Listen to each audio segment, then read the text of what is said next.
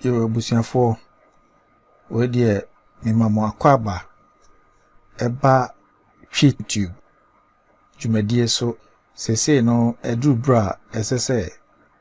enema ekoso YouTube no ye kyerɛkyerɛ mo ya asante kasem wo Ghana ha sɛ de be ya mo betimi ate nema ase yie na aboa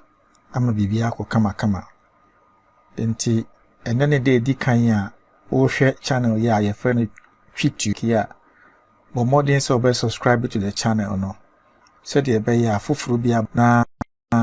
onsa kan 10 mo abra hu hia say o subscribe bio into click subscribe button no adoma bi beba na wabo adoma no so all na che say de di kan no bo so a dwumadi ade beba ha bia no onsa ebeka ene dwumadi a ye ba besua ho ade no ye obi ho a no ayira ne TikTok account no the password ba no kai din a ode wo TikTok ne senti wontimi nko nko ye de ese wo ye enti mpempi no se okobie TikTok no a eya na odi udin a ye friend say username se de be ya obi a be hu no ho eno na wo de ko na afi wodi email address nso so aka ho ana say wo phone number na de aka ho na afi wo password is what de aka ho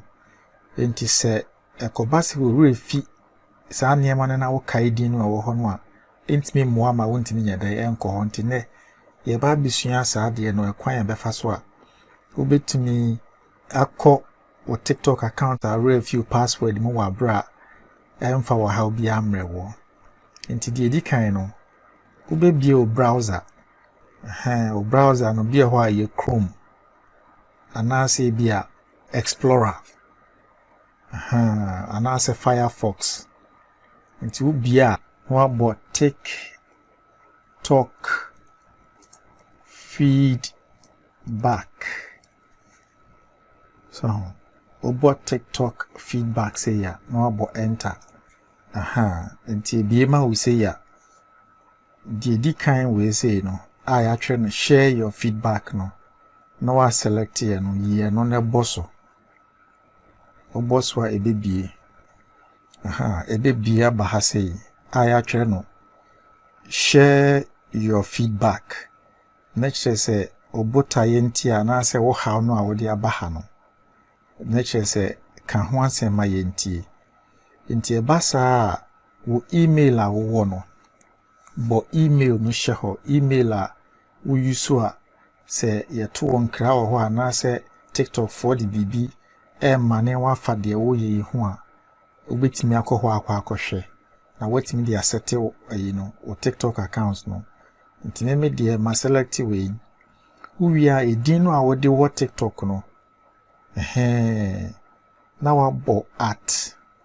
so me de ne ye say na tie GH Toli TV no say na tie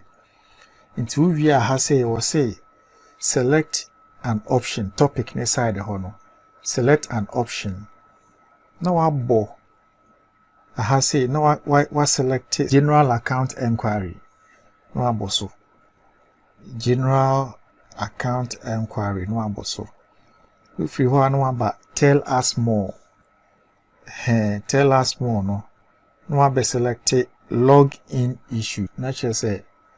log in issue no o log in na o din no de ne so o bo password ne ade a enko na say won kai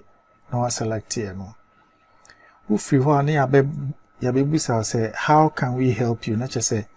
ekwan bes na pese e boa wo nti aha no meka na bof mu wi an maka na twi nti wo be bo ne say hi TikTok said you spell TikTok no obi aja padie din nti said ye tie no an ye ne sama no hi TikTok na the command so say ya